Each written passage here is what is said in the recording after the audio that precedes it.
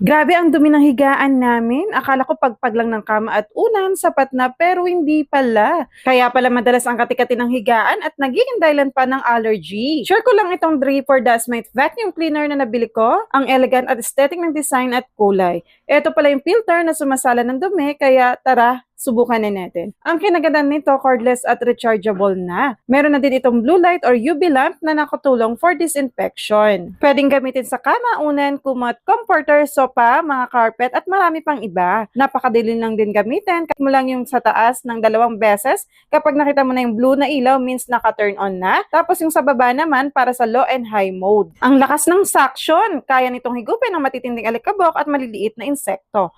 Makakatulog na kami ng maayos at mahimbing. Salamat talaga at merong ganitong Draper Dust Mite Vacuum Cleaner. Ito naman yung nahigop na dumi. 5 minutes pa lang ako nag-vacuum pero grabe ang daming alikabok at dumi. Kaya kung ako sa'yo, mag-check